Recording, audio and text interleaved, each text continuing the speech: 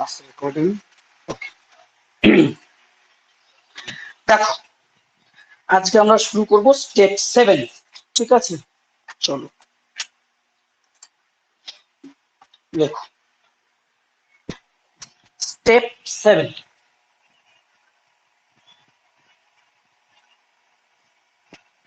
Step 7 আমরা কি শিখবো? Verb compound. Verb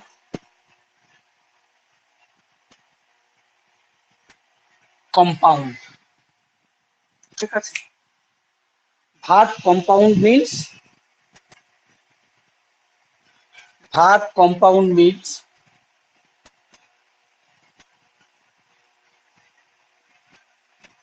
helping verb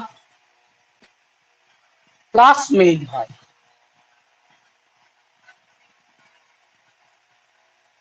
main, okay. যেমন দেখো আমরা ওখানে বলেছিলাম যে টেন্স টেন্স টেন্স মিন কি বলেছিলাম? যে টাইম প্লাস অ্যাকশন, এটাই তো বলেছিলাম না? তো টাইম প্লাস অ্যাকশন, টাইম কি দিয়ে বোঝানো হয়? ভার্ব দিয়ে। অ্যাকশন কি দিয়ে বোঝানো হয়? ভার্ব দিয়ে। যদি দুটোকে যোগ করা হয় তাহলে আমরা টেন্স পাই। এবং এই যে যে দুটো ভার্বকে যখন একসঙ্গে করা হয় এই জিনিসটাকেই বলা হয় ভার্ব কম্পাউন্ড।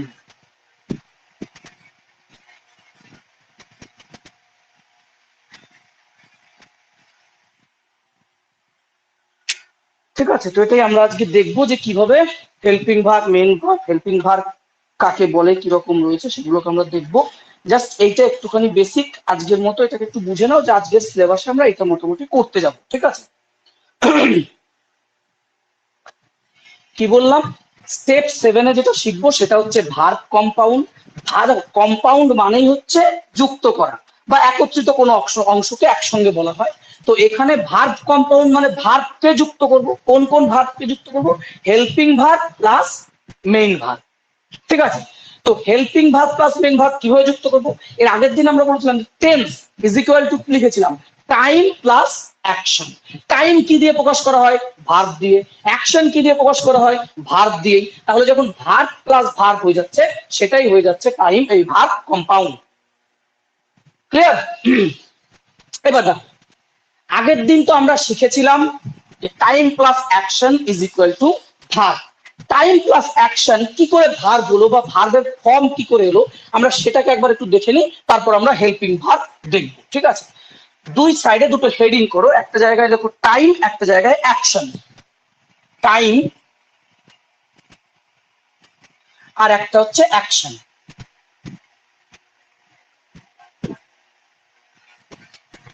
অ্যাকশন হলো টাইমের আমরা কটা রূপ বলেছিলাম?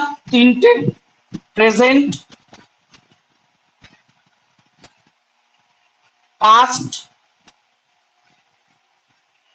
আর ফিউচার, এটা বলেছিলাম। আর অ্যাকশনের আমরা কি বলেছিলাম? ইনডিফিনাইট বা সিম্পল,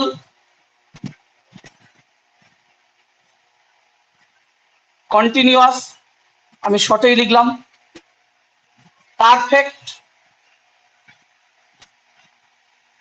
আর পারফেক্ট কন্টিনিউয়াস।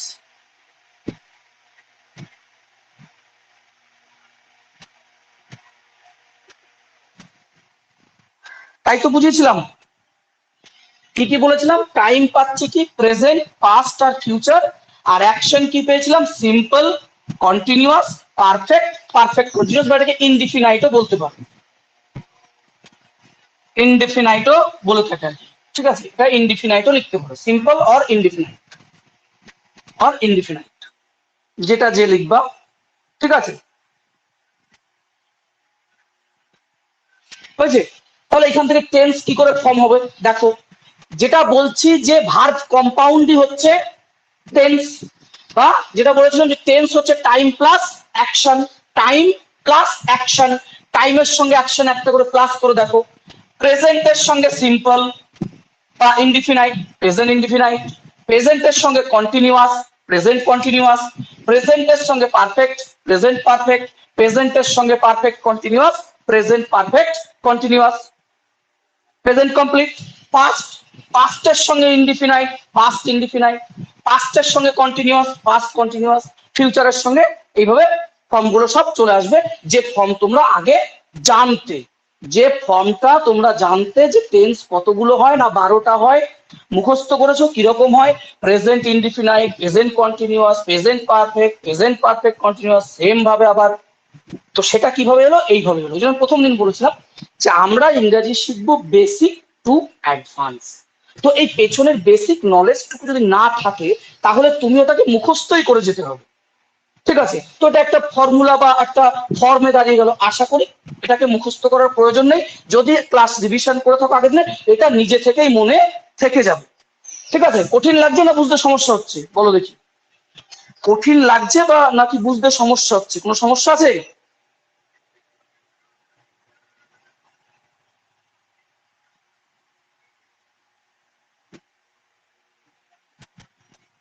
ওকে, তাহলে এটা ছিল। এখানে আমরা আসবো, তার আগে আমরা আরেকটু দেখে নিই যে হেল্পিং ভার্ব এবং মেন ভার্ব বা মডেল ভার্ব বা হেল্পিং ভার্বের যে দুটো ফর্ম রয়েছে, বেসিক ফর্ম, মডেল ফর্ম, সেগুলো কোথায় কি ইউজ করা হয় আর একটু ডিপলি বেসিক আমরা জেনে আসি, তাহলে এরর কারেকশনের ক্ষেত্রে খুব সুবিধা হবে, ঠিক আছে? ভুলগুলি হবে না।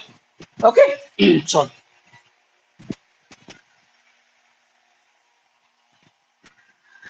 দেখো, তাহলে আমরা যে ভার্ব কম্পাউন্ড দেখবো সেখানে দেখবো helping verb plus main verb. Verb নিয়ে পরে আসছি, আমরা আগে হেল্পিং ভার্বটাকে দেখি। হেডিং করো হেল্পিং ভার্ব। হেল্পিং ভার্ব আবার দু ধরনের হয় না।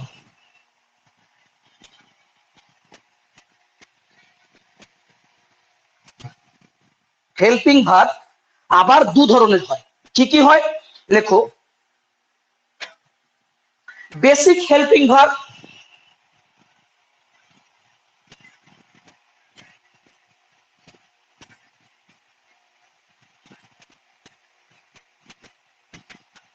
বেসিক হেল্পিং ভার্ব, আর একটা হচ্ছে model helping verb.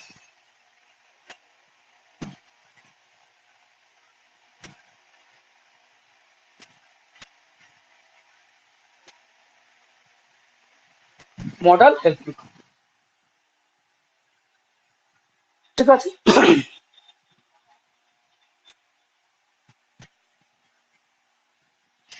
Basic helping ভার্বের আবার দুটো ফর্ম হতে পারে। বেসিক হেল্পিং ভার্বের আবার দুটো ফর্ম হতে পারে। কি কি হতে পারে? যদি আমরা দেখি বেসিক হেল্পিং ভার্বের সঙ্গে মেন ভার্ব রয়েছে, যদি আমরা দেখি বেসিক হেল্পিং ভার্বের সঙ্গে মেন ভার্ব রয়েছে,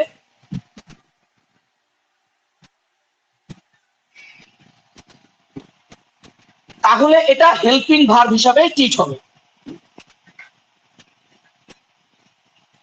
তাহলে এটা হেল্পিং ভার্ব হিসাবেই ট্রিট হবে। তাহলে যেটা বেসিক হেল্পিং ভার্ব আছে এটা হেল্পিং ভার্ব হিসাবে ট্রিট হবে, ঠিক আছে? এটাকে আরেকটু এডিট করে সাবজেক্টের পর কথাটা লিখে নিতে পারে একটু ভালো হয়। তাহলে যে সাবজেক্টের পর, সাবজেক্ট প্লাস সাবজেক্টের পর যদি basic helping verb plus main verb এই ফর্ম থাকে, তাহলে সেই ক্ষেত্রে বেসিক হেল্পিং ভার্বটা শুধুমাত্র হেল্পিং ভার্ব হিসাবে ট্রিট হবে, ঠিক আছে? 2 নম্বর দেখো, সাবজেক্টের পর আমি উদাহরণ দিয়ে বলে দিচ্ছি, অসুবিধা নেই। সাবজেক্টের পর যদি বেসিক হেল্পিং ভার্ব থাকে, যদি বেসিক হেল্পিং ভার্ব থাকে এবং তারপরে যদি কোনো মেইন ভার্ব না থাকে, এরপর ব্র্যাকেটের মধ্যে লিখে নাও, যদি কোনো মেইন ভার্ব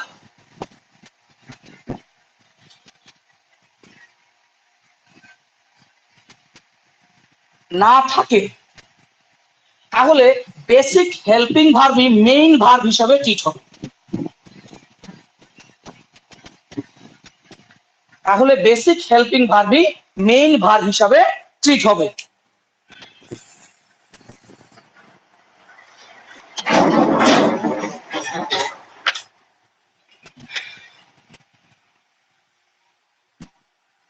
দুটো এক্সাম্পল লিখছি, তারপর এক্সপ্লেন করছি আমি, ঠিক আছে? যেমন ধরো হি ইজ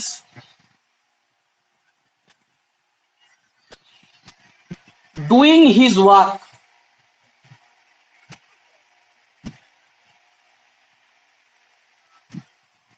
এক নম্বর এক্সাম্পল ধরো এটা। 2 নম্বর আর একটা লিখলাম, ধরো হি ইজ আ ডক্টর,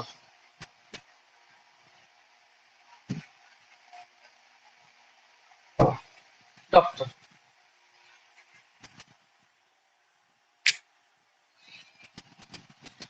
দেখো এবার আমি এখানে আসছি, ঠিক আছে?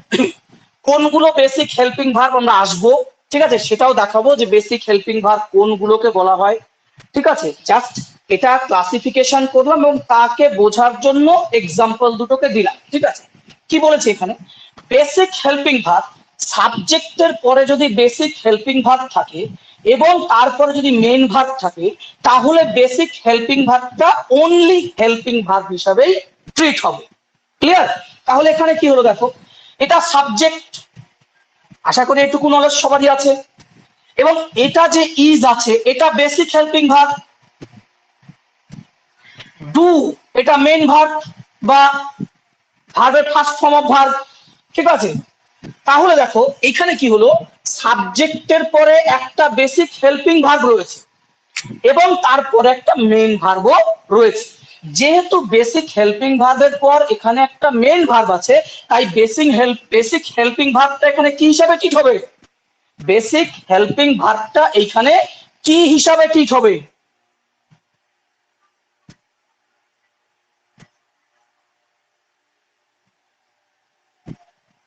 শুধু ভার্ব হিসাবে তো ট্রিট হবে না, হেল্পিং ভার্ব। ইয়েস, এইটা তখন অনলি হেল্পিং ভার্ব হবে, অনলি হেল্পিং ভার্ব হবে, কারণ এখানে একটা মেইন ভার্ব রয়েছে। আচ্ছা, যদি বলে এই সেন্টেন্সটা কোন টেন্সে আছে, টাইম আর টেন্স দুটোকে ডিক্লেয়ার করে আমাকে বলো দেখি। টাইম এন্ড টেন্স, এই টাইম এন্ড অ্যাকশন, এই দুটোকে ক্লিয়ার করে বলো তো এই সেন্টেন্সটা কোন সেন্টেন্সে আছে। এই সেন্টেন্সটা যদি আমি টেন্স বার করতে চাই আগের দিনের ক্লাস অনুযায়ী বা তার থিওরি অনুযায়ী, তাহলে এটা কোন টেন্সে আছে,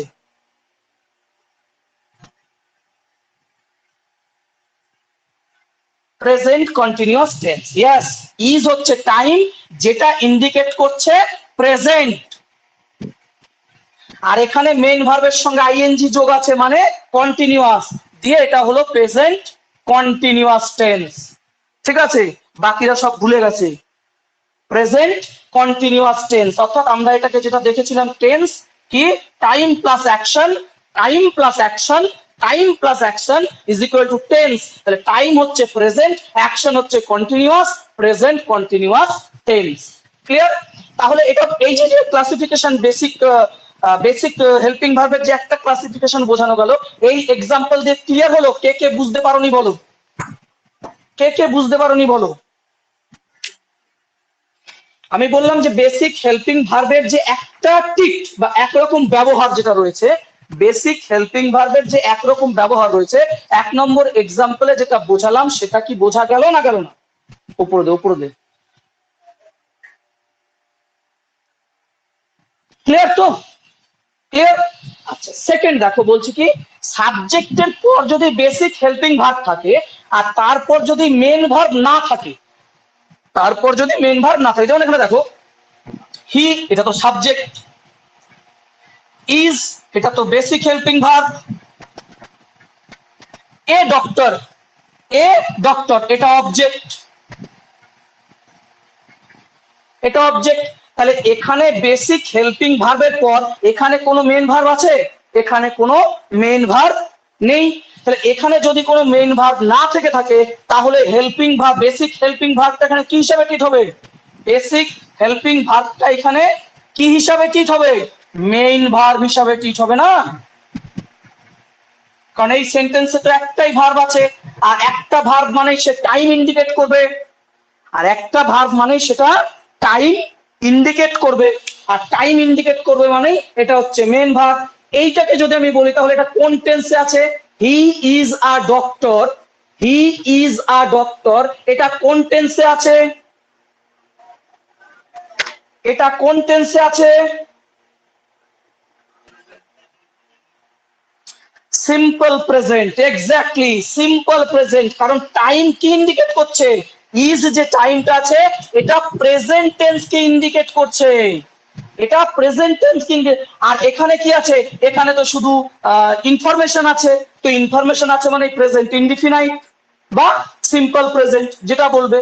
এখানে শুধু ইনফরমেশন আছে, কোনো অ্যাকশন আছে এখানে? এখানে যেমন ডুইং একটা অ্যাকশন ছিল, এই সেন্টেন্সের মধ্যে কোনো অ্যাকশন আছে? এখানে কোনো অ্যাকশন নেই। তার মানে অনলি টাইম ইন্ডিকেট করছে এবং এর উপর ডিপেন্ড করে একটা ইনফরমেশন ইন্ডিকেট করছে। আর আগের দিনের ক্লাস আমি বলেছিলাম যে যেখানে শুধুমাত্র ইনফরমেশন ইন্ডিকেট করবে সেটা হয়ে যাবে, ইনফরমেশনটা কি হয়ে যাবে? ইনডিফিনাইট। তাহলে এটা হয়ে গেল present indefinite tense, present indefinite tense. Clear? এই পর্যন্ত বোঝা গেছে?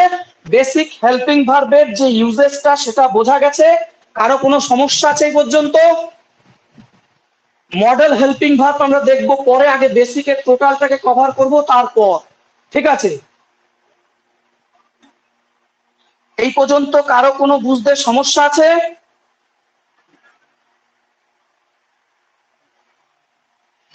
ওকে, চলো তাহলে মুছে দিলাম। লিখে নিয়েছো সব?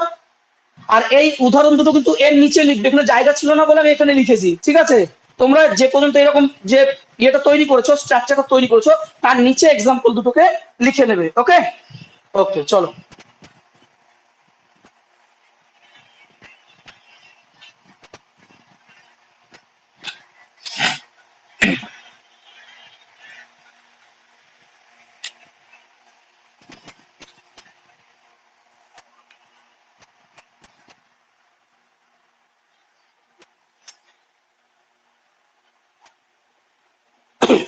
এইবার আমরা দেখব যে বেসিক হেল্পিং ভার্ব রয়েছে না, বেসিক হেল্পিং ভার্ব রয়েছে না, এই বেসিক হেল্পিং ভার্ব গুলো কি কি?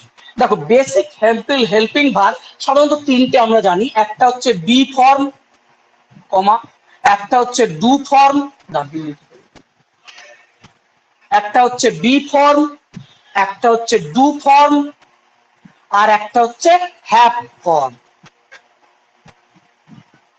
ঠিক আছে? বি মানে হয়, ডু মানে করে, আর হ্যাভ মানে আছে, অর্থাৎ কোনো অধিকার বোঝায়। তাই তো? কি বললাম? যে বি এর অর্থ হয় হয়, ঠিক আছে, আর ডু অর্থাৎ কোনো অ্যাকশনকে ইন্ডিকেট করছে, আর হ্যাভ মানে আছে অর্থাৎ কোনো অধিকারকে বোঝায়। যেমন আই হ্যাভ আ বুক, আমার একটি বই আছে, অর্থাৎ বইয়ের ওপর অধিকার কার? আমার। ক্লিয়ার? তো এগুলো রয়েছে। বেশ, এই যে বেসিক হেল্পিং ভার্ব গুলো রয়েছে এর ফর্ম গুলো আমাদেরকে একটু দেখে তার কনসেপ্টটা ক্লিয়ার করে নিতে হবে, এবং কোন সাবজেক্টের পরে কোন বেসিক হেল্পিং ভার্বটা বসে। ঠিক আছে? যেমন কালকে বোধহয় ম্যাথ ক্লাসে না ইয়ে ক্লাসে আমি বলছিলাম যে আই এর পরে ইজ হবে না অ্যাম হবে? আই এর পরে ইজ হবে না অ্যাম হবে? যেমন ধরো আমরা দেখি অল ইজ ওয়েল। আচ্ছা, অল আর হবে না কি? All are, all is well, all are well, কোন সেন্টেন্সটা ঠিক বলো? অল ইজ ওয়েল আর অল আর ওয়েল কোন সেন্টেন্সটা ঠিক বলে মনে হয়? প্রথমটা না সেকেন্ডটা? ফার্স্ট না সেকেন্ড? মনে করো এটা এরর কারেকশনে এসছে।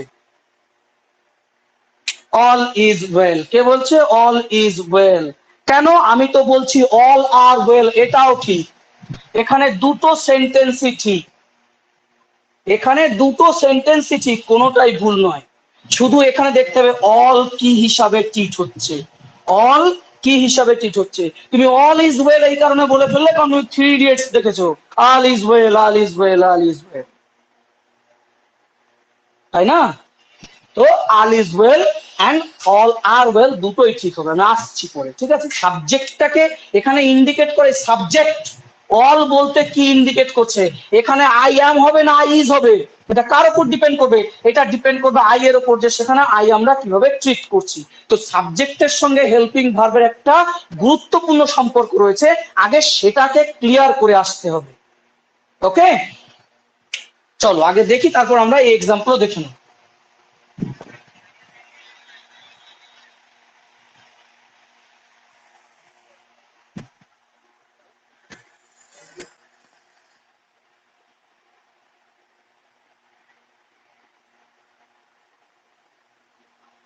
চলো ফর্ম দেখো। প্রথমে দেখছি আমরা first form of verb, second form of verb, third form of verb and continuous form of verb.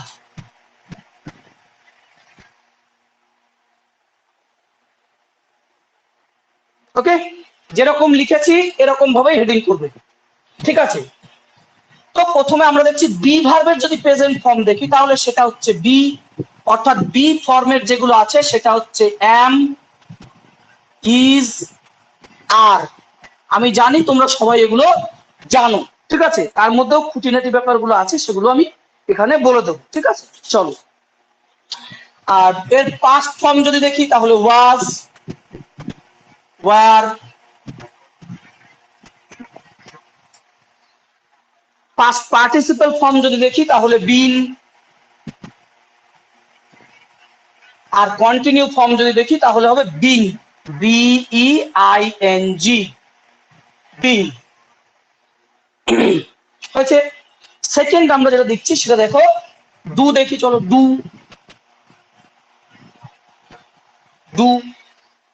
দেখো ডু এর ক্ষেত্রে আমরা কখনো কখনো দেখি ডু থাকে, কখনো কখনো দেখি ডাস থাকে, ঠিক আছে। কেন থাকে না, ডিপেন্ড করবে সাবজেক্টের উপর। আমি আবারও বলছি, সাবজেক্ট এটাকে ফলো করতে হবে সাবজেক্টের উপর। দেখো ডু হচ্ছে তোমার plural form of verb, do হচ্ছে plural form of verb, do plural form of verb. অর্থাৎ সাবজেক্ট যদি প্লুরাল ফর্মে থাকে তখন আমি সেখানে ডু বসাবো, আর যদি সাবজেক্ট সিঙ্গুলার ফর্মে থাকে তখন সেখানে ডাজ হয়ে যাবে। কথাটা বোঝাতে পারলাম? যে সাবজেক্ট দরকার এখানে পাশে নোট করে নাও, বা এটাকে এই লাইনের ওপরে নোট করে নিতে পারো, এই যে টেবিলটা তৈরি করছো তার উপরে একটা নোট করে নিতে পারো, যে সাবজেক্ট যদি প্লুরাল ফর্মে থাকে তাহলে বেসিক হেল্পিং ভার্বের প্লুরাল ফর্ম বসবে। সাবজেক্ট যদি প্লুরাল ফর্মে থাকে তাহলে বেসিক হেল্পিং ভার্বের প্লুরাল ফর্ম বসবে, আর সাবজেক্ট যদি হেল্পিং ভার্ব, আর সাবজেক্ট যদি সিঙ্গুলার ফর্মে থাকে তাহলে বেসিক হেল্পিং ভার্বের প্লুরাল ফর্ম বসবে। বুঝলে? তাহলে ডু এখানে কি ফর্ম, ডু এখানে হচ্ছে প্লুরাল ফর্ম, আর ডাজ এখানে হচ্ছে সিঙ্গুলার ফর্ম, ঠিক উল্টো। ভার্বের সঙ্গে এস বা ইএস যোগ করলে সিঙ্গুলার ফর্ম হয়। ভার্বের সঙ্গে, তুমি এটাকে কিন্তু নাউনের সঙ্গে গুলিয়ে ফেলো না, নাউনে এস বা ইএস যোগ করে প্লুরাল করা হয়, আমি সেখানে আসছি না। এটা ভার্বের ক্ষেত্রে ঠিক উল্টো। তুমি যদি এস বা ইএস যোগ করো, দেখো ডাজ ডু এর সঙ্গে ইএস যোগ হয়েছে তাই এটা সিঙ্গুলার হয়ে গেছে, সিঙ্গুলার ফর্ম অফ ভার্ব। এটা হচ্ছে সিঙ্গুলার ফর্ম অফ ভার্ব, আর প্লুরাল ফর্ম যেটা রয়েছে সেটাই প্লুরাল ফর্ম। क्लियर? समझे कि नहीं समझे?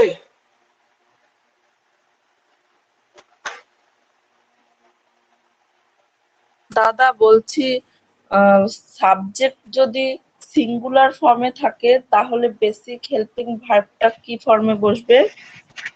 সিঙ্গুলার ফর্মেই বসবে।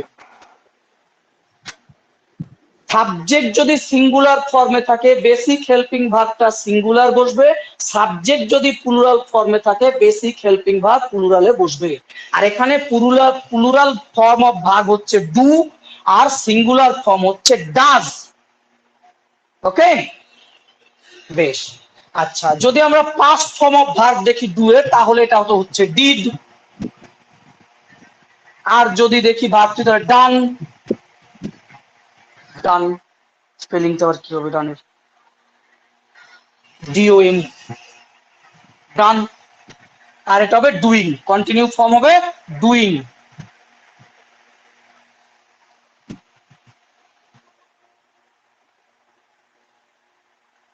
ক্লিয়ার?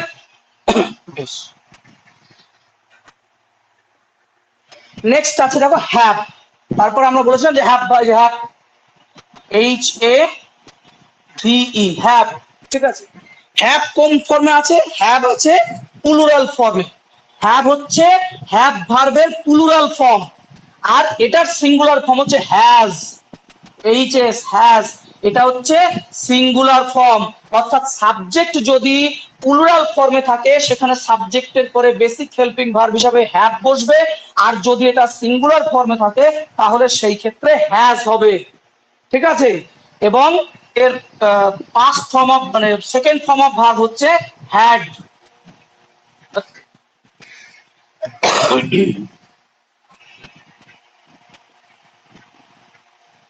এই যে হ্যাড, আর এখানে হবে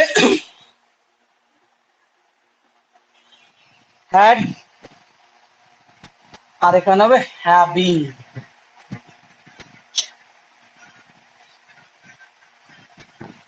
having continue form of verb.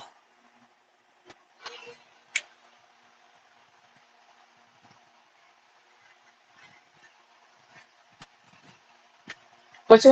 দেখো এক্সাম্পল দিলে ব্যাপারটা পরিষ্কার হয়ে যাবে। দুটো এক্সাম্পল দেখে নেওয়া যাক, ঠিক আছে? দুটো এক্সাম্পল দেখে নেওয়া যাক, ঠিক আছে?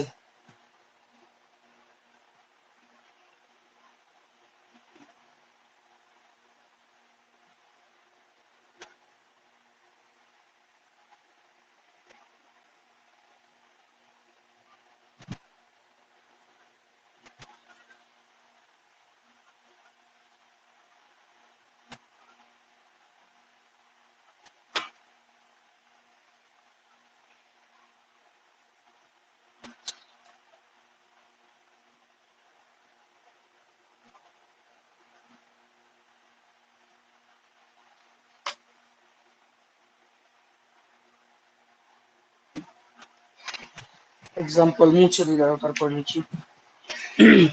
এটা এটা লেখা হয়ে গেছে, মুছে দিলাম, ঠিক আছে? ওকে, চলো। হুম,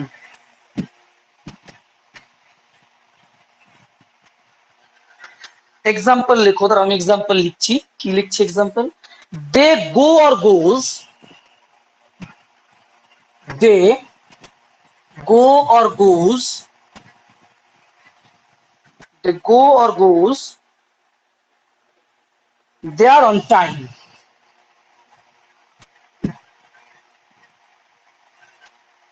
টাইম, এটা একটা সেন্টেন্স আছে। আচ্ছা, আর একটা এক্সাম্পল নিই।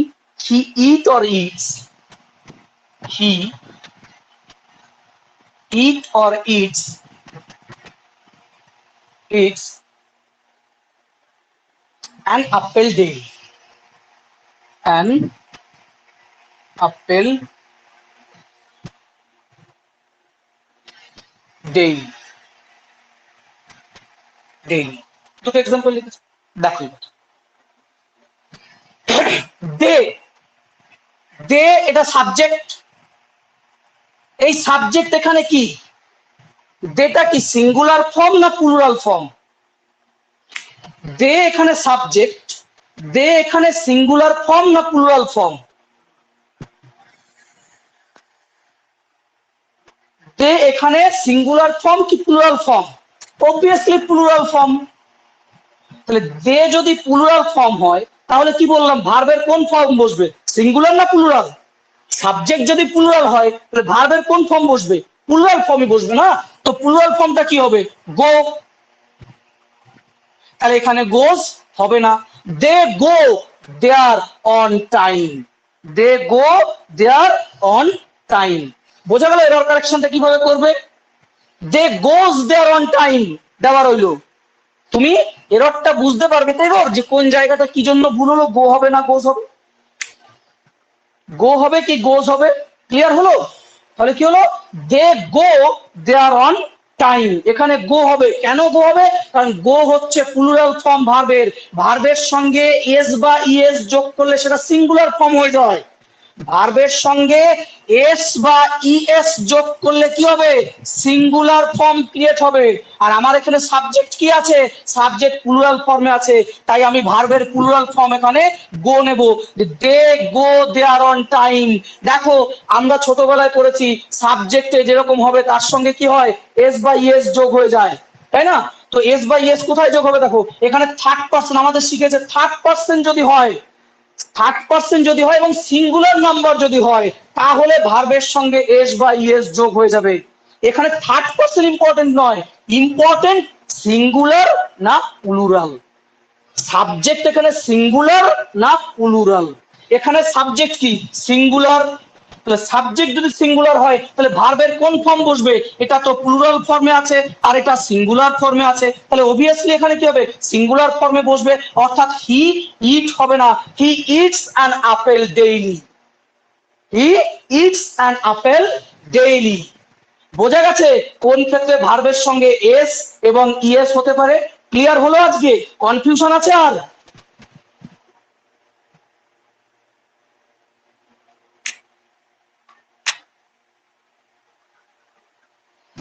এতদিন তো কনফিউজ হতো যে কোন জায়গায় এস হবে আর কোন জায়গায় ইএস হবে, ঠিক আছে? তো কোনো কনফিউশন থাকবে না, আমরা বেসিক থেকে অ্যাডভান্স যাব, অর্থাৎ কম্পারেটিভ, প্রত্যেকটা কম্পারেটিভ এক্সামে যা থাকবে তার কোনোটা তোমার ভুল করেও ভুল হবে না যদি তুমি ব্যাপারগুলোকে বুঝে নাও, ঠিক আছে? যদি ব্যাপারগুলোকে বুঝে নাও, মুখস্থ করার চেষ্টা করবে না, মুখস্থ করার চেষ্টা করবে না, ইনসিডেন্ট গুলোকে বুঝে নেবার চেষ্টা করো, ঠিক আছে? প্রত্যেকটা সাবজেক্ট ইন্টারেস্টিং, যেমন ম্যাথ ইন্টারেস্টিং, জিআই ইন্টারেস্টিং, ইংলিশও ইন্টারেস্টিং, ঠিক আছে? কারণ সমস্যা হয় এখানে যে আমাদের সামনে সাবজেক্টটা প্রেজেন্ট করার মতো ব্যক্তিত্ব থাকে না, ফলে আমরা বলি জিনিসটা খুবই ডাল, তাই না?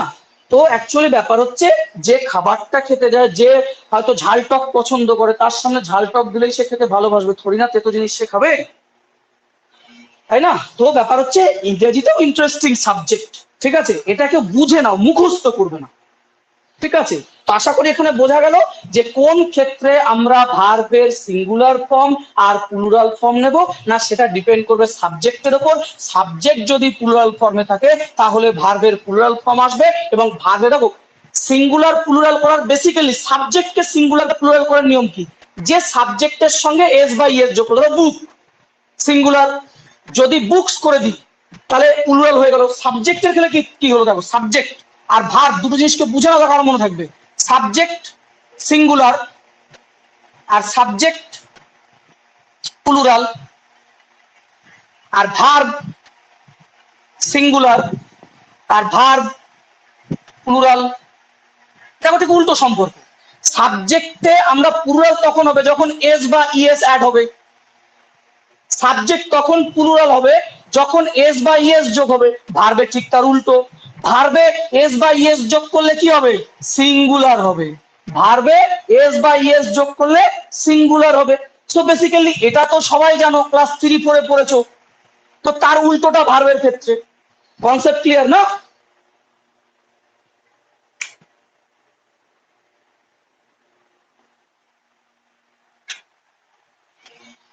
বোঝা গেছে?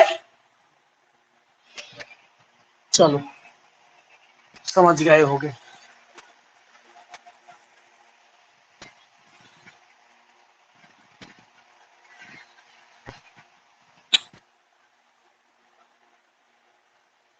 বেশ, এবার দেখো আমরা এতক্ষণ যা দেখে এসেছি টাইম বা অ্যাকশন, সেগুলি বাস্তবে ঘটে বা বাস্তবে হয়ে থাকে, অর্থাৎ আমরা এই পর্যন্ত যা কিছু শিখেছি তা দিয়ে আমরা প্রেজেন্ট টেন্স এবং পাস্ট টেন্সকে ইন্ডিকেট করতে পারবো। তুমি ভেবে দেখো আমার পেছনে ডিভিশন, মানে আগের ক্লাসটা এবং এই ক্লাসটা, আমরা যেটুকু শিখেছি তার উপর ডিপেন্ড করে কিন্তু ফিউচার টেন্স আমরা আইডেন্টিফাই করতে পারবো না। আমি ফিউচার টেন্স কিভাবে বার করতে হয় বা একটা এক্সাম্পলও আমি কিন্তু ফিউচার টেন্সের দিই।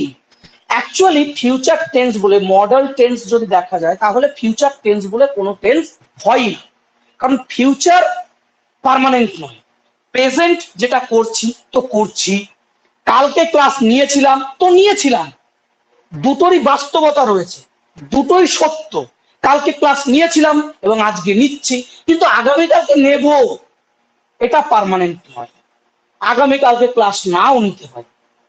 তো ফিউচার কোনো ফিক্সড জিনিস নয়, ঠিক আছে? আজাম্পশন মানে আমাদের যে ভাবনা রয়েছে সেই ভাবনাটাকে আমরা ব্যক্ত করছি। কি রয়েছে না, আমার ভাবনার মধ্যে রয়েছে আমি কালকের ক্লাসটা 2 ঘন্টা নিই। তো এটা ভাবনা, এটা আজাম্পশন, ঠিক আছে? এটা কিন্তু পার্মানেন্ট নয়। একটা অ্যাজাম্পশন যে না ইন ফিউচার বা আগামী কালকে আমি 2 ঘন্টার ক্লাস নেব বা কালকে ক্লাস নেব, আমার মনের ভাবনাটাকে আমি ব্যক্ত করছি। সে ঘটনা ঘটবে কিনা তার কোনো গ্যারান্টি নেই, কিন্তু অ্যাট প্রেজেন্ট ক্লাস নিচ্ছি, এটা ঘটছে, অ্যাকশন হচ্ছে। কালকে ক্লাস নিয়েছিলাম, অ্যাকশন কমপ্লিট করে ফেলেছি। তো প্রেজেন্ট আর পাস্ট এ দুটো সত্য, কারণ এই দুটো ইন রিয়ালিটিতে হচ্ছে। কিন্তু ফিউচারটা কি একটা অ্যাজাম্পশন, অর্থাৎ যেখানে আমার মনের ভাবনাটাকে আমি ব্যক্ত করছি। ঠিক আছে, তো দেখা যাক সেটাকে আমরা কিভাবে আমাদের মনের ভাবনাটাকে ব্যক্ত করতে হলেও তো আমরা একটা সেন্সে ব্যক্ত করবো, একটা সেন্টেন্সে ব্যক্ত করবো। তো সেটাকে আমরা কিভাবে করবো সেটা আমরা দেখবো, কারণ আমরা এই পর্যন্ত যা দেখেছি তা প্রেজেন্ট এবং পাস্ট। আমি যা কিছু এক্সাম্পল দিয়েছি, যা টেন্স বার করতে বলেছি, কি বার করতে বলেছি, হয় প্রেজেন্ট না হলে পাস্ট। হয় প্রেজেন্টের 4টে ফর্ম অ্যাকশনের মধ্যে indefinite, continuous, perfect, perfect continuous, না হলে পাস্টের indefinite, continuous, perfect, perfect continuous. এগুলোই ছিল না? চলো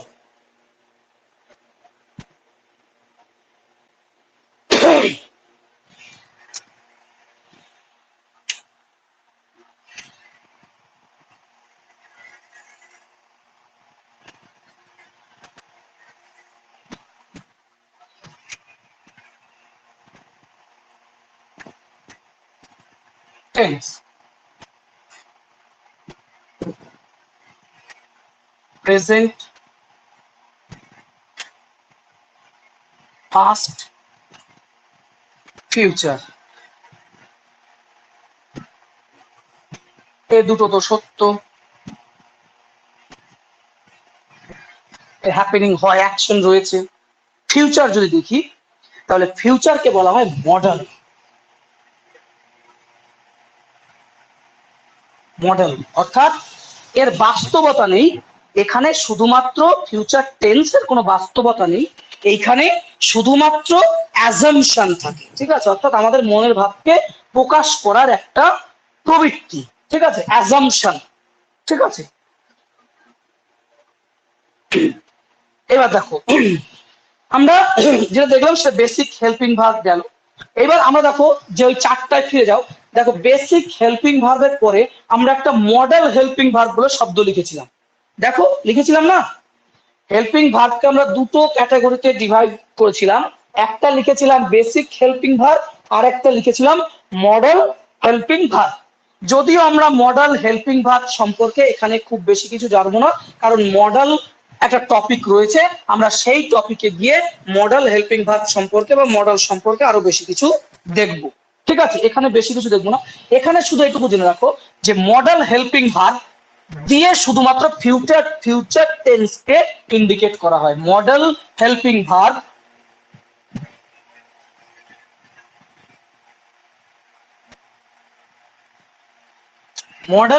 ভার্ব দিয়ে শুধুমাত্র ফিউচারকে ইন্ডিকেট করা হয়, এবং সেটা ইন্ডিকেট করা হয় কি দিয়ে, will or shall. Will or shall. এছাড়া আরো রয়েছে মে, মাইট, ঠিক আছে, ক্যান, কুড, ঠিক আছে, শুড, উড। এগুলো আমরা পরে যখন মডেলস দেখব সেই টপিকে আমরা সেগুলোকে জানবো। আপাতত শুধু এখানে জেনে রাখো যে মডেল হেল্পিং ভার্ব বলা হয় যেগুলোকে, সেগুলো দিয়ে আমরা ফিউচারকে ইন্ডিকেট করে থাকি, এবং ফিউচারকে ইন্ডিকেট করার জন্য আমরা যে মডেল হেল্পিং ভার্ব ব্যবহার করে থাকি তা শ্যাল বা উইল।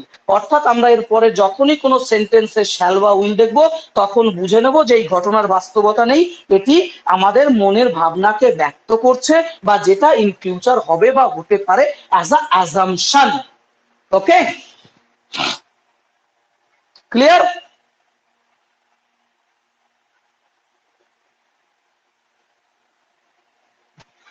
যেমন একটা এক্সাম্পল যদি দিয়ে দিই, দেখো আরো ভালো বুঝতে পারো, কারণ এক্সাম্পল ছাড়া টেন্স বোঝা সম্ভব না। ঠিক আছে, তো এক্সাম্পল দেখো, দে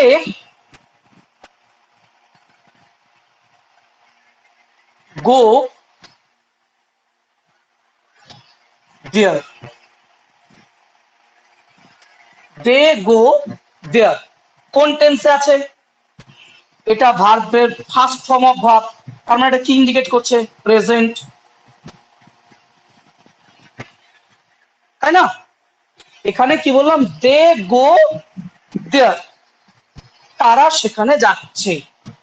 তারা সেখানে যায়। তো এখানে তো go first form of verb, আর ফার্স্ট ফর্ম অফ ভার্ব দিয়ে সাধারণত আমরা প্রেজেন্ট টেন্স কে বোঝাই। চলো এটা ফিউচার করে দাও।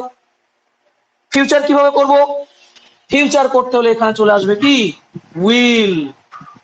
দেখো যেই এখানে উইল জুড়ে দিলাম, দে উইল গো দেয়ার, তারা সেখানে যাবে, আমার মনের ভাবকে ব্যক্ত করছি, তারা এখনো যায়নি বা যাচ্ছে না। তখন এটা কি হয়ে গেল? তখন এটা হয়ে গেল সিম্পল ফিউচার বা ফিউচার টেন্স। তখন এটা কি হয়ে গেল? ফিউচার হয়ে গেল না? কি বললাম? মডেল হেল্পিং ভার্ব, উইল এখানে কি মডেল হেল্পিং ভার্ব। আর মডেল হেল্পিং ভার্ব দিয়ে আমরা সাধারণত কাকে ইন্ডিকেট করে থাকি? আমরা ফিউচারকে ইন্ডিকেট করে থাকি। অর্থাৎ এটা দেখো ফিউচার টেন্সে কনভার্ট হয়ে গেল।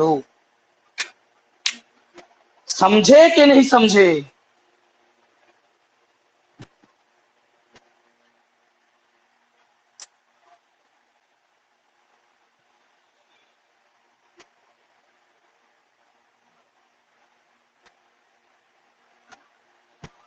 ওকে, এইবার দেখো তাহলে আমরা মোটামুটি টেন্স ইজ ইকুয়াল টু, আমি যে ফর্মটা তোমাদের দেখিয়েছিলাম, টাইম প্লাস অ্যাকশন।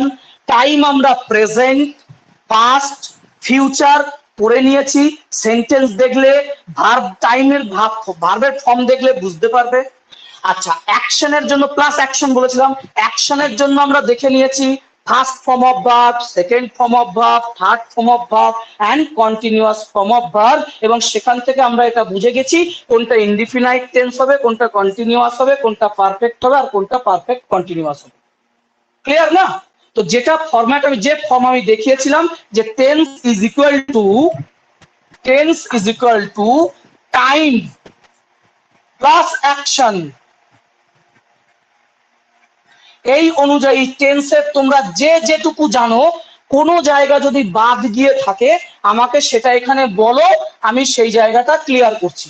আর যদি না করে থাকি তাহলে আমরা এবার একটা একটা করে টেন্সের ফর্ম দেখতে দেখতে যাব। প্রেজেন্ট ইনডিফিনাইট টেন্সের ফর্ম কিভাবে হবে, প্রেজেন্ট কন্টিনিউয়াস এর ফর্ম কিভাবে হবে, সেগুলো আমরা দেখব।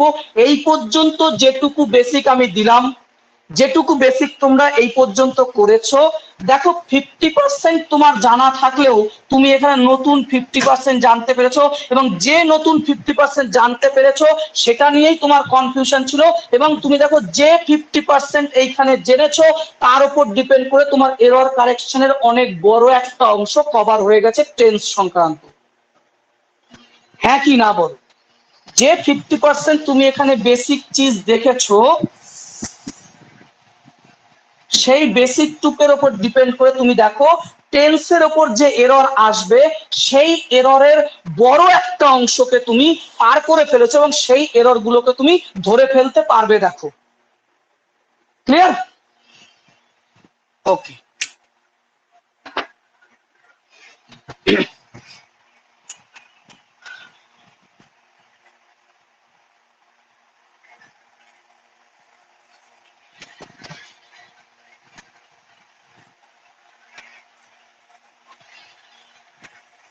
ইনডিফিনাইট স্পেলিংটা কি হবে লেখো তো দেখি। প্রেজেন্ট ইনডিফিনাইট স্পেলিংটা লেখো, আমার মাথায় আসছে না। Present indefinite,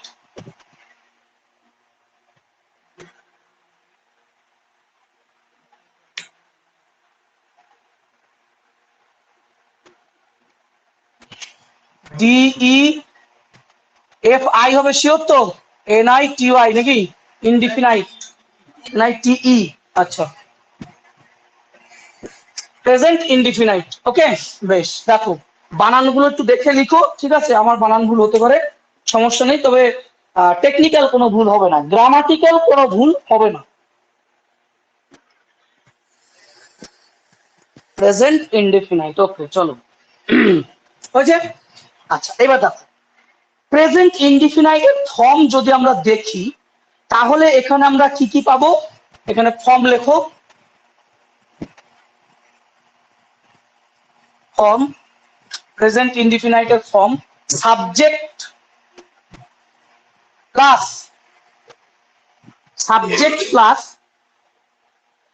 verb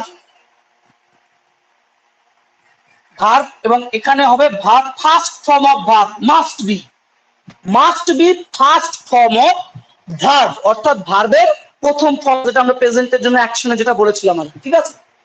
and then plus যা কিছু অবজেক্ট তুমি জুড়ে দেবে, দেন ফুল স্টপ, একটা ইনফরমেশন দিয়ে দেবে এখানে, দেন ফুল স্টপ। কারণ এটা কি আছে, প্রেজেন্ট ইনডিফিনাইট, আর ইনডিফিনাইট মানেই আমাকে ইনফর্ম করবে, বেসিক্যালি আমাকে ইনফর্ম করবে। অতএব সাবজেক্ট, তারপরে ভার্ব বসবে এবং ভার্বের কোন ফর্ম বসবে, first form of verb, and then একটা অবজেক্ট বা ইনফরমেশন যেটা তুমি দেবে, and then full stop. Clear?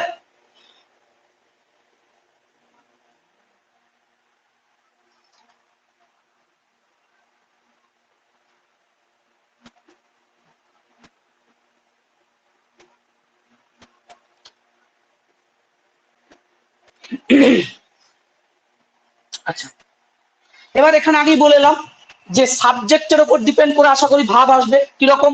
Subject যদি সিঙ্গুলার হয় তাহলে ভার্বের সঙ্গে কি হবে, এস বা ইএস যোগ হবে। ভার্বের সিঙ্গুলার ফর্ম করতে হলে এস বা ইএস যোগ হবে, দিয়ে সাবজেক্টের সঙ্গে ভার্বের সিঙ্গুলার ফর্ম বসে যাবে। যেমন বোঝালাম যে দে যদি প্লুরাল ফর্ম হয় তাহলে বসবে কি, গো। হি সিঙ্গুলার ফর্ম হয় তাহলে বসবে গোজ। ঠিক আছে, তো এটা বুঝে নিয়েছো সাবজেক্টের সঙ্গে। এবার দেখো, সাবজেক্টের সিঙ্গুলার বা প্লুরাল ফর্ম যদি হয় তাহলে ভার্বের বসবে প্লুরাল ফর্ম, ভার্বের এস আর ইএস থাকবে না, এর প্লুরাল ফর্ম বসবে। ঠিক আছে, এইবার সমস্যা হলো আই কে। চলো এবার আই কি করতে পারে সেটা দেখা যাক। ঠিক আছে, আই কি করতে পারে? বেসিক্যালি আই দুভাবে ইউজ হতে পারে। নোট করো, এটা মোস্ট ইম্পর্টেন্ট ওয়ার্ড। দেখো, গ্রামার বা আমরা ইংলিশ যে ওয়ার্ড আছে সেই ওয়ার্ড বা লেটারের মধ্যে সব থেকে বেশি ইউজফুল লেটার বা ওয়ার্ড হচ্ছে আই, সব থেকে বেশি, এবং এর ইউজেস খুব কনফিউশনাল। ঠিক আছে, তো সেই কনফিউশনটাকে আমরা এখন এখানে ডিলিট করব। যে আই নিয়ে যে কনফিউশন আছে সেটাকে নিয়ে আমরা এখানে ডিলিট করব। কি হতে পারে আই? দেখো, যদি বলি আই অ্যাম আ টিচার, তাহলে আই এখানে কাকে ইন্ডিকেট করছে, আমাকে বা পার্সনকে। দেখো অটোমেটিক আই এর পরে আমার কাছে অ্যাম চলে এসেছে। ঠিক আছে, কিন্তু আই যদি একটা লেটার হিসাবে হয়, যেমন দেখো আমরা জানি ইউ আর হয়, ইউ ইজ হয়, কখনো শুনেছো? বাট ইউ ইজও হয়। ইউ আর যেমন রাইট, ইউ আর যেমন হয় তেমনি ইউ ইজও হয়, ইউ এর পরে ইজও হয়। ঠিক আছে, দেখবো, সবই দেখবো কখন হবে না হবে। কারণ আমরা অনেক সময় দেখি আই আছে, চলো আই এর পরে তো অ্যামই বসে, অ্যামটা বসিয়ে দিয়ে error correction, fill in the blanks করে দিলাম, বা এরর কারেকশন গুলোকে কারেক্ট করে নিলাম আই এর থেকে। ঠিক আছে, আই ইজ দেওয়া আছে, দেখা গেল ইজটা সেখানে ইন্ডিকেট করছে, ইজটা ঠিকই আছে, তুমি ইজটাকে কেটে অ্যাম বসিয়ে দিয়ে তুমি এরর কারেকশন করে নিলে, তো সেটা ভুল হয়ে যাবে। তো আই কিভাবে টিচ হচ্ছে এটা আমাকে সবার আগে বুঝতে হবে। দেখো, আই তো অ্যাজ এ লেটার হিসাবে একটা টিচ হতে পারে। I as a letter, letter বলতে A B C dot dot dot dot Z, যেরকম লেটার আই এর মধ্যে পড়ে। তো আই এরকম একটা লেটার হিসাবে ব্যবহার হতে পারে। ঠিক আছে, আর কি, আর I as a person use হতে পারে, বা স্পিকার, যে বক্তা তাকে ইন্ডিকেট করতে পারে। আই দুটো ভাবে ইউজ হতে পারে, একটা হচ্ছে I as a letter, A B C D তে যেমন আই আছে সেইভাবে, আর দুই I as a person, speaker. যখন আমি বলছি আই অ্যাম আ ডাক্তার, তাহলে আই অ্যাম আ ডাক্তার যদি বলি, আই অ্যাম আ টিচার যদি বলি, তাহলে সেই ক্ষেত্রে আই কাকে রিপ্রেজেন্ট করছে, একজন পার্সনকে রিপ্রেজেন্ট করছে, আমাকে রিপ্রেজেন্ট করছে। আই এম আ স্পিকার, যে বক্তব্যটা আমি বলছি আমি স্পিকার। তো যে ক্ষেত্রে স্পিকার বা অ্যাজ আ পার্সন ইন্ডিকেট হবে সেই ক্ষেত্রে আই এর পরে অ্যাম হবে, সেই ক্ষেত্রে আই এর পরে am হবে। আর I যখন অ্যাজ আ লেটার, যেমন আমি যদি বলি I is indicate a pronoun, I is indicate a pronoun, তাহলে কি বললাম, I as indicate a pronoun, pronoun, তাহলে I এখানে কি person, I as a indicate a pronoun, I এখানে কি পার্সন বোঝাচ্ছে, স্পিকার বোঝাচ্ছে, নাকি এবিসিডি অক্ষর আই লেটারটাকে বোঝাচ্ছে? যে আই লেটারটা একটা প্রোনাউন হয়, আই লেটারটা একটা প্রোনাউন হয়, তাহলে আই তখন এখানে কি হয়ে যাবে, I is, I is indicate a pronoun, I is indicate a pronoun, অর্থাৎ আই যখন একটা লেটার হিসাবে ইউজ হবে তখন সেখানে ইজ হবে, আর যখন একজন পার্সন বা স্পিকার হিসাবে ট্রিট হবে তখন সেখানে অ্যাম হবে। তাহলে আই এর পরে শুধু অ্যাম নয়, আই এর পরে ইজও হয়। ক্লিয়ার? ঠিক তেমনি you, you is a pronoun, তখন ইউ এর পরে ইজ হবে, আর ইউ আর, ইউ আর এ বয়, এটা কি ইন্ডিকেট করছে, লেটার, আর এটা কি ইন্ডিকেট করছে, পার্সন।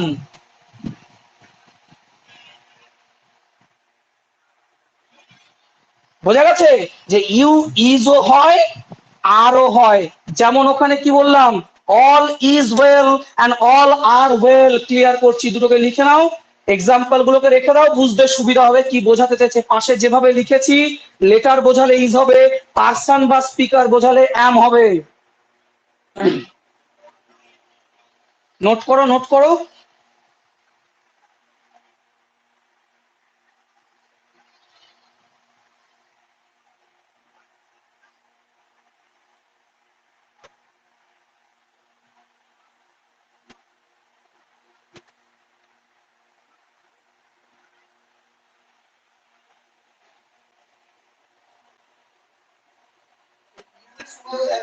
এক ইউ এখন তো একটা যদি ইন্ডিকেট করছে, যখন ইন্ডিকেট করছে তখন আমি ইউটাকে বোঝাতে, ইউ হয়, ইউ হয় প্রোনাউন, তো সেই ক্ষেত্রে ইজ হবে।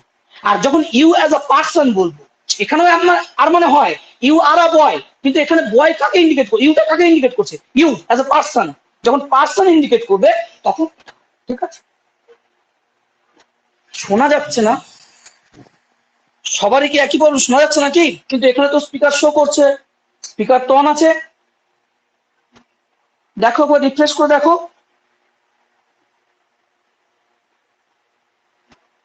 সাউন্ড প্রবলেম কি আর কারো হচ্ছে?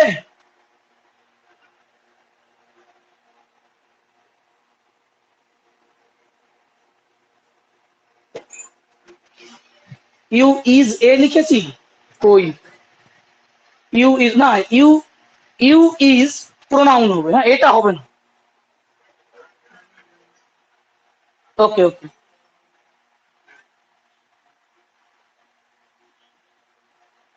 আচ্ছা আচ্ছা, ঠিক আছে ঠিক আছে,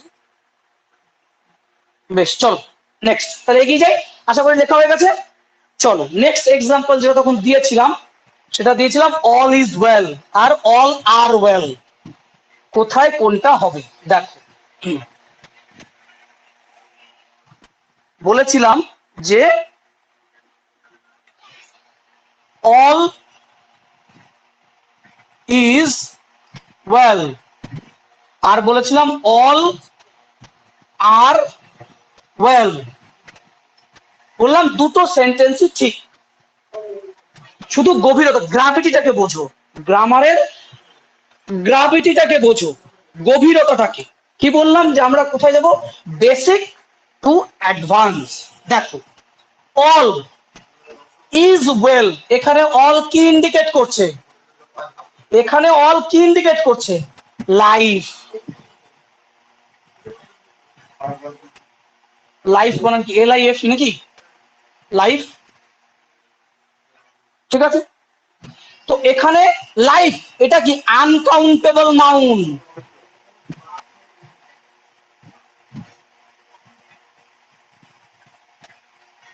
আনকাউন্টেবল নাউন।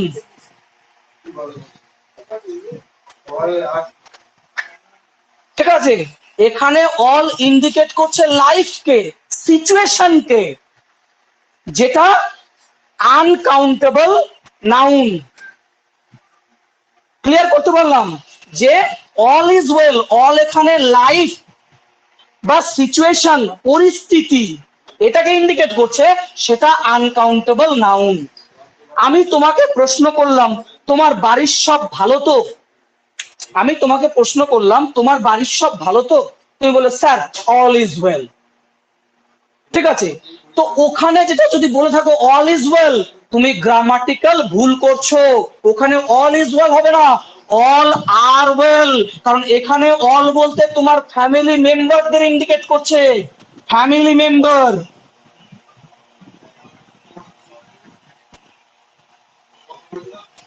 ফ্যামিলি মেম্বারদের ইন্ডিকেট করছে, আর ফ্যামিলি মেম্বাররা কি কাউন্টেবল নাউন।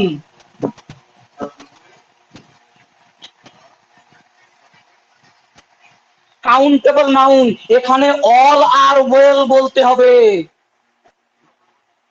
সমঝে কি নেই সমঝে?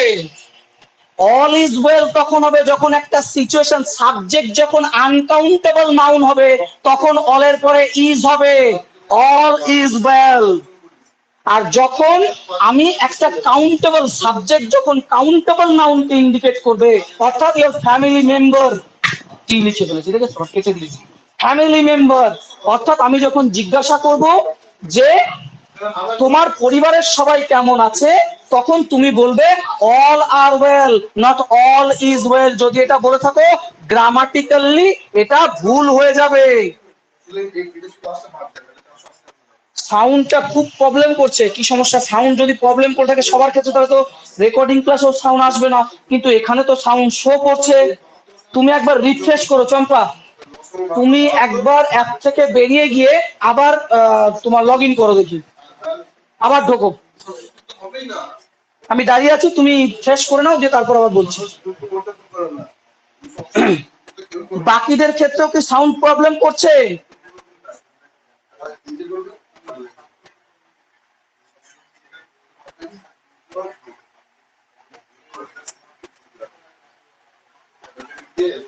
ওকে চলো দেখো, তাহলে কি বললাম, অল ইজ, তাহলে বোঝা গেল না যে অল ইজ ওয়েল, অর্থাৎ যেটা আমরা 3 ইডিয়টস বইতে দেখেছি, all is well, all is well, all is well, সেটা কাকে ইন্ডিকেট করতো? লাইফ অর সিচুয়েশনকে, যেটা আনকাউন্টেবল নাউন। তাই সেখানে বলা হতো অল ইজ ওয়েল। যেমন দেখো একটা জিনিস বলিনি, আরো একটা দেখি, সাউন্ড এফেক্ট বলে একটা ব্যাপার আছে। যেমন বাংলায় একটা অলংকার বলে শব্দ আছে বাংলা ব্যাকরণে, জানো অলংকার কাকে বলে? যেমন তুমি যদি বলো যে মাছ গাছের ডালে ডালে ঘুরে বেড়ায়, মাছ গাছের ডালে ডালে ঘুরে বেড়ায়। আচ্ছা, মাছ কি গাছের ডালে থাকে? মাছ কি গাছের ডালে থাকে? থাকে না। সেখানে কে থাকে? পাখি। পাখি গাছের ডালে ডালে ঘুরে বেড়ায়। তাহলে এটা হচ্ছে অলংকার। অর্থাৎ মাছ যখন তুমি দিলে তার অলংকারটা সুসজ্জিত হলো না, ফলে মাছ গাছের ডালে ডালে ঘুরতে পারে না, ফলে ওটাকে বাক্য বলে গ্রাহ্য করা হয় না বাংলা ব্যাকরণে। ঠিক আছে, অর্থাৎ যার সত্যতা নেই, অর্থাৎ যে জিনিসটা প্রাকৃতিক মিল নেই, সেটাকে কখনো বাক্য হিসেবে কাউন্ট করা হয় না বাংলা ব্যাকরণ। তো ইংরেজিতেও সাউন্ড এফেক্ট বলে একটা ব্যাপার আছে।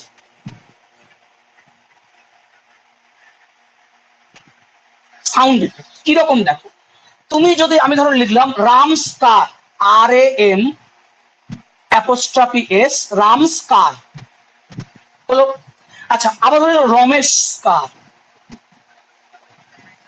রমেশ অ্যাপোস্ট্রফি S কার, রমেশকার, রামস্কার। কিন্তু রমেশ লেখা থাকলে এই এসটা দেখবা থাকে না। রমেশ যদি লেখা থাকে তখন জাস্ট রমেশকার এটাই বলা থাকে, কিন্তু রমেশকার এরকমই তো থাকা উচিত। এটা যদি রামের বোঝাতে রাম অ্যাপোস্ট্রফি S অ্যাড হয়, তাহলে এখানে রমেশের বোঝাতেও তো অ্যাপোস্ট্রফি S অ্যাড হবে না। বোঝাতে পারছি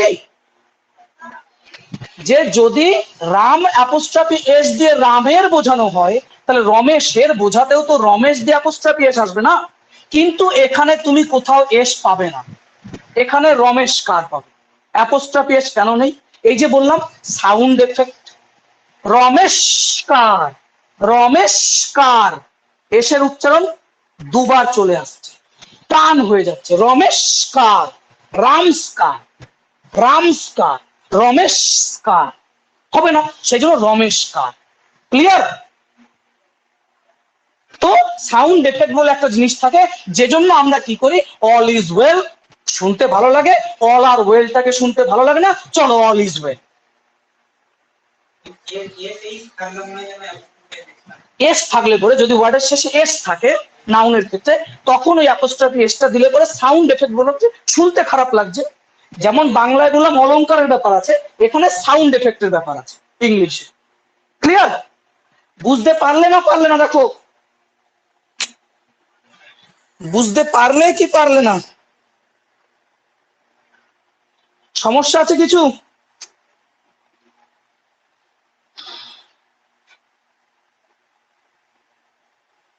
ওকে, চলো নেক্সট এগুলো যাক। কটা বাজলো, কটা 8:40 হয়ে গেছে।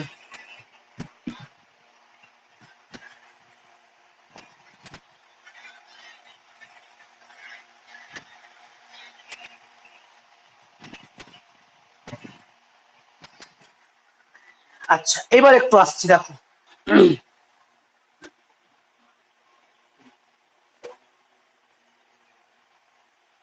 আচ্ছা আমি যদি বলি, সিঙ্গুলার প্লুরালটাকে ইন্ডিকেট করবে, আমি যদি বলি I take or takes, takes, I take or takes কি হবে বলো? আই টেক অর টেক্স কি হবে বলো? দেখি কি বুঝলে গ্রামার, এই পর্যন্ত যা বোঝালাম তাতে কি বুঝতে পারলে দেখি। I take or takes, takes, বেশ, দেবযানী বলছে টেক্স, শুক্লা বলছে টেক্স, আর কেউ?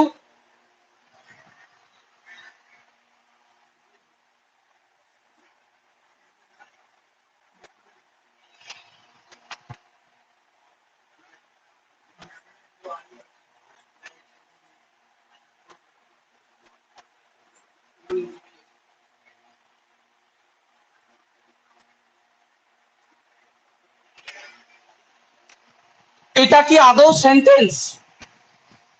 প্রশ্ন, এটা কি আদৌ সেন্টেন্স? আই এখানে কি ইন্ডিকেট করছে? আই এখানে কি ইন্ডিকেট করছে? তুমি কি করে বুঝলে আই এখানে লেটার না পার্সন? তুমি এখানে, আমি যদি তোমাকে বলি, আমি যদি ম্যাথে তোমাকে বলি যে এটা একটা বৃত্ত, এর পরিসীমা অপশন এ 12.4, অপশন বি 22.8, বলো এই বৃত্তের পরিসীমা অপশন এ হবে না অপশন বি হবে? অপশন এ হবে না অপশন বি হবে? আমি বললাম এটা একটা বৃত্ত, এর পরিসীমা অপশন এ 12.4, অপশন বি 22.8, কোনটা হবে বলো?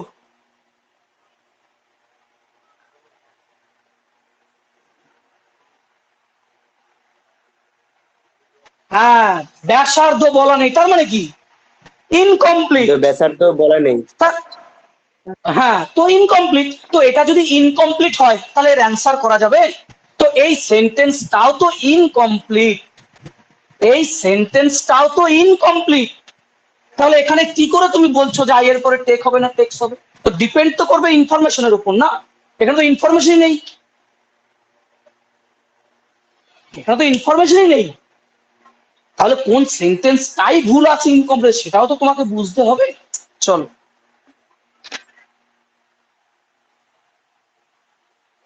ধরো আমি যদি এখানে বলি I take or takes tea, ধরো আমি এখানে ইনফরমেশনটা দিচ্ছি, আই টেক অর টেক্স, সেন্টেন্সটাকে আমি কমপ্লিট করছি না।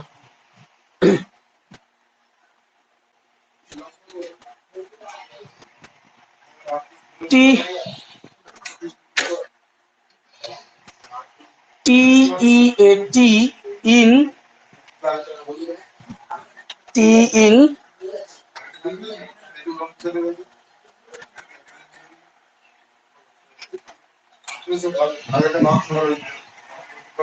The morning.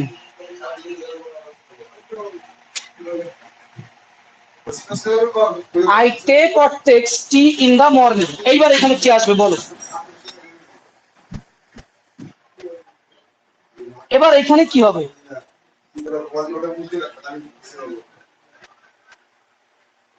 আরে আই এখানে কি পার্সন তো, তাহলে পার্সন হলে প্লুরাল ফর্ম আসবে, আর টেকের প্লুরাল ফর্ম এটা, আর এটা হচ্ছে সিঙ্গুলার ফর্ম। ব্যাপারটা বোঝো। আই এখানে I take or takes tea in the morning, I এখানে কি অ্যাজ এ পার্সন বা স্পিকার, স্পিকার পার্সন বা স্পিকার মানে তো প্লুরাল ফর্মে আছে, আর সাবজেক্ট যদি প্লুরাল ফর্মে থাকে তাহলে আমরা প্লুরাল ফর্ম নেব না, হেল্পিং ভার্বের বা ভার্বের প্লুরাল ফর্ম আসবে, তাহলে প্লুরাল ফর্ম টেক, আর এটা হচ্ছে টেক্স সিঙ্গুলার। ঠিক আছে, তাহলে এখানে টেক আসবে, not takes. I takes tea, I takes tea, sound effect যদি দেখো, I takes tea, I take tea in the morning, I take tea, takes tea, take tea. ঠিক আছে, সাউন্ড এফেক্টটাকে বোঝো। ঠিক আছে, তো সেখানে টেক আসবে, এক্স্যাক্টলি সেখানে টেক আসবে। ক্লিয়ার? যেমন দেখো এ আওয়ার, এ আওয়ার, এ আওয়ার কি হয়? এটাও তো 1 ঘন্টাকেই বোঝায়, কিন্তু যখনই আমরা কি করছি এটাকে সাউন্ড এফেক্টের জন্য অ্যান আওয়ার, এটা বলছি না অ্যান আওয়ার, এ আওয়ার তো হয় না, অ্যানটা কেন হবে? সাউন্ড এফেক্ট, এ আওয়ার মিশে যাচ্ছে, এ আওয়ার অ্যান আওয়ার মিশছে না, অ্যান আছে আওয়ার আছে, শব্দটা আলাদা বোঝা যাচ্ছে, আলাদা ডিফাইন করছে। ক্লিয়ার? এরপরে রয়েছে সেন্টেন্সের নেগেটিভ দিকটা, কিন্তু নেগেটিভ দিকটা আজকে আর পড়াবো না, থাক। নেগেটিভ ফরম্যাট পরের দিন দেখবো, আজকে সময় হয়ে গেছে। ঠিক আছে, ওকে, বেশ। এই পর্যন্ত যা বোঝালাম আজকের এই জিনিসটা মোটামুটি বোঝা গেছে। দেখো বেসিকটুকু বোঝার পরে নেগেটিভটা করবো। প্রত্যেকটা সেন্টেন্স যদি আমরা ফর্মটা দেখে নিলাম, আমরা তো হ্যাঁ সূচক সব দেখে নিলাম, এবার না সূচক কিভাবে আমরা করবো বা না সূচক থাকলে কিভাবে ভুলটা ধরবো বা বুঝবো সেটা আমরা পরের দিনের ক্লাসে দেখে নেবো। ওকে, কারো কোনো সমস্যা আছে? যেটুকু বুঝিয়েছি তার মধ্যে কারো কোনো সমস্যা আছে? দাদা যদি এই যে সমস্যা থেকে থাকে তাহলে বলো। হ্যাঁ দাদা হ্যাঁ বলছি, বলো। আই এই যে টেক আর টেক্স এর মধ্যে এই যে আই এর ব্যবহারটা এটা একটু হ্যাঁ বলো না, কনফিউজ হয়ে যাচ্ছি। হ্যাঁ বলছি, দেখো অ্যাকচুয়ালি তুমি এটাকে যদি আমরা দেখি বেসিক্যালি, তাহলে এটা তো সিঙ্গুলার, তো সিঙ্গুলারের জন্য ভার্বের সিঙ্গুলার ফর্ম আসবে। ঠিক আছে, কিন্তু যেহেতু অ্যাজ এ পার্সন, তো আই এখানে পার্সন হলে আমরা দেখো প্লুরাল ফর্ম নিচ্ছিলাম। ঠিক আছে, প্লুরাল ফর্মের জন্য এখানে আমরা প্লুরাল ফর্ম টেকটাকে নেব। অথবা তোমার যদি সিঙ্গুলার প্লুরালে কনফিউজড হয়, তুমি এক কাজ করবে, আই যেহেতু I takes tea, I takes tea সাউন্ডের থেকে আই টেক টি সাউন্ডটা সুইটেবল। যেমন all is well, all are well. Situation আমি যখন তোমাকে জিজ্ঞাসা করব তোমার বাড়ির সবাই কেমন, তুমি তখন অল ইজ ওয়েল বললেও সেন্টেন্স ঠিক হবে। কেন হবে? Sound effect. All are well grammatical ভুল হলো, কিন্তু তাহলেও ওটাকে সম্পূর্ণ কেটে দেওয়া যাবে না, কারণ এখানে সাউন্ড এফেক্ট বলে একটা জিনিস আছে। তো সেই কারণে আই সিঙ্গুলার ভাবে ট্রিট হলেও, আই সিঙ্গুলার তোমার মনে হলেও এখানে অ্যাজ আ পার্সন ইন্ডিকেট করছে, সেই জন্য এটার প্লুরাল ফর্ম তোমাকে এখানে নিতে হবে। বোঝা গেছে? যদি তোমার সিঙ্গুলার প্লুরালে কনফিউশন হয়ে থাকে, তুমি এটা বুঝে নাও আই টেক টি সাউন্ডটা বেস্ট বা বেটার, সো আই টেক্স টিটাকে নেব না। ক্লিয়ার?